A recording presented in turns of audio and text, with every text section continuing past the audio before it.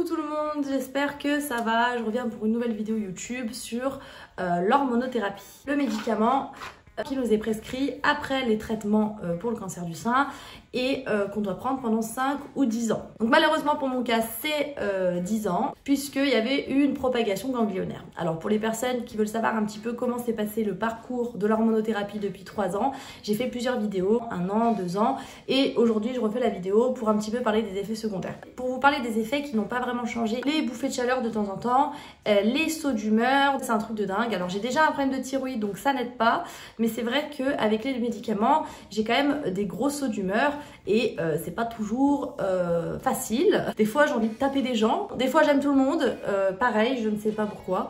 Voilà, ça se gère. Après les bouffées de chaleur, franchement ça va, ça dépend des fois, ça dépend dans quelle période nous sommes aussi. Là il fait chaud dehors, il fait déjà très chaud. Alors voilà, forcément les bouffées de chaleur sont très présentes aujourd'hui, ça se voit, j'ai le front qui colle je pense en vous parlant là. Ce que j'ai remarqué aussi cette année, que j'avais pas remarqué les années d'avant, c'est que j'avais l'impression que mes cheveux tombaient un peu plus. Alors j'ai déjà les cheveux super fins, on va pas se mentir, j'ai l'impression quand je me brosse les cheveux ou des fois dans mon lit je retrouve plein de cheveux. Alors j'avoue que c'est le genre de truc qui peut faire flipper quelqu'un qui a déjà perdu ses cheveux à cause de la chimiothérapie. Ça fait flipper quand même quand on trouve des cheveux dans son lit, alors qu'il y a 3 ans de ça, je perdais des cheveux par poignée. Pas le meilleur moment de la journée quand tu te réveilles le matin et que tu te dis j'ai perdu plein de cheveux, c'est bizarre. Mais je sais que le médicament, il y a des filles qui perdent un peu leurs cheveux avec. Alors je pense pas qu'on finisse chaud avec l'hormonothérapie, mais voilà, on peut perdre un peu de cheveux quand même, il paraît. Voilà, il paraît, après, c'est pas, la liste d'effets secondaires est tellement longue, parce que je l'ai regardé tout à l'heure. Elle est là. J'ai fait une boule, parce que j'ai déjà tourné la vidéo, sauf que je me suis gourée en filmant, et j'ai pas filmé comme il faut. J'ai filmé le mur au lieu de filmer moi. Donc j'étais déjà partie dans mon truc d'effets secondaires, donc je recommence, hein. On va faire un remake. Il y a un truc qui m'a un peu choquée. Alors, pour ceux qui commencent le cachet, ne les lisez pas, hein. Je vais pas les lire comme ça, j'anticipe pour vous détendre, pour le topo, mais ne les regardez pas. Moi la première fois je les ai regardés, mais c'est n'importe quoi. Ils n'ont pas la même boîte, c'est normal, il y a un autre labo qui fait ça, donc des fois ils donnent pas celle-ci. J'ai vu tout à l'heure, alors conduite et véhicule, le risque de troubles visuels et de fatigue peuvent rendre dangereuse la conduite automobile ou l'utilisation de certaines machines. Si vous me croisez un jour et que je vous rentre dedans, voilà, ne vous posez pas plus de questions. Ça viendra du tamoxifène. Les gens qui me demandent si, parce que, alors souvent quand on prend des médicaments, il y a des gens qui vont prendre des médicaments une semaine et qui vont pas boire d'alcool parce qu'ils vont dire voilà je prends des médicaments, je vais éviter. Et ben moi mon médecin m'a dit je vous incite pas à boire de l'alcool, mais vous pouvez boire de l'alcool avec le tamoxifène. J'ai testé de me mettre une cuite, mais très bien, je voyais pas flou. C'est pas parce qu'on a été malade qu'on peut pas se mettre une cuite de temps à autre. C'est pas parce qu'on a été malade qu'on doit bouffer bio et des légumes tous les jours et qu'on peut pas aller se bouffer un truc bien gras, voilà. Alors en parlant de trucs bien gras justement, l'effet que moi j'ai remarqué, beaucoup ont peur de ça, c'est la prise de poids. C'est pas pour tout le monde et c'est pas comme la pilule. Il y en a qui vont prendre la pilule et qui vont prendre du poids. Moi j'ai pris la pilule, j'ai jamais pris de poids. J'ai pris du Levothyrox pour la thyroïde, j'ai jamais pris de poids, alors que c'est vraiment les deux trucs, voilà, tu prends ça ensemble, normalement t'es censé prendre 8 kilos quoi, c'est d'office. C'est pas pareil, c'est pas tu vas prendre un cachet, tu vas prendre du poids. C'est juste que ça t'ouvre l'appétit, tu as faim. Mais faim. Moi quand je sors manger avec des potes, ça va, quand je suis avec des copains garçons, je passe in extrémiste, je mange autant qu'eux, voire plus. Mais par contre, quand je sors manger avec des copines, mais moi c'est pas possible. Un plat du jour, mais j'ai faim, voilà, je sais pas comment expliquer. Ce cachet me rend affamée. Et c'est devenu une obsession, justement, la nourriture, manger, etc. Depuis le médicament, donc ça fait 3 ans, j'essaye de gérer ça un petit peu parce que ça a été vraiment compliqué.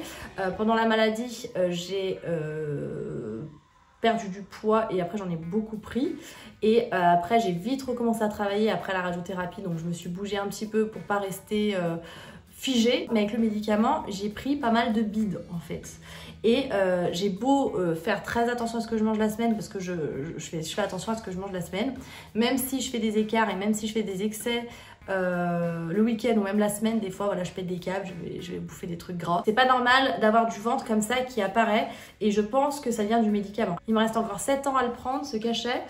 Donc j'espère que je vais pas prendre du bide toutes les années quoi, parce que sinon je pense je vais craquer, je vais l'arrêter. Beaucoup de gens qui disent que le cachet n'est pas bon, qu'il faut pas le prendre et qui sont contre dans les commentaires, qui m'envoient des messages, etc. Alors chacun son avis. Moi je suis pas là pour vous dire de le prendre, je suis pas là pour vous dire de pas le prendre. Je dis juste que moi ça fait 3 ans que je le prends, j'ai pas fait de récidive, donc je peux que dire de conseiller de le prendre. Après, s'il y a des personnes qui me disent je veux pas le prendre et je suis contre, bah, c'est intéressant d'en parler et de débattre là-dessus. Mais voilà, après, chacun fait comme il le ressent. Moi, je suis super contente s'il faut que je prenne un cachet tous les jours pour avoir quelques effets secondaires de temps en temps, pour ne pas avoir de récidive et pour pas revivre un peu l'enfer. Voilà, je le fais quoi. Mais s'il vous plaît, pour le poids, réouvrez les salles de sport parce que j'aimerais manger des grosses pizzas sans avoir à m'en vouloir, pouvoir manger gras, profiter de la nourriture grasse. D'ailleurs maintenant ce que je fais quand je fais du sport, c'est que après le sport je mange tout de suite. Comme ça m'évite de crever la dalle le soir et de bouffer comme une malade. Parce que quand on fait du sport, on a faim et ça n'empêche pas de manger. Souvent, moi vu que j'aime pas les fruits, oui je n'aime pas les fruits, et ben je vais manger d'autres choses. Alors le seul truc qui fait penser à un fruit que j'aime, c'est l'avocat. Et j'adore, j'en mange tout le temps. Et ben je mange un petit avocat avec une omelette et après je vais manger le repas le soir, etc. Je dis pas que c'est la meilleure technique à faire, j'en sais rien.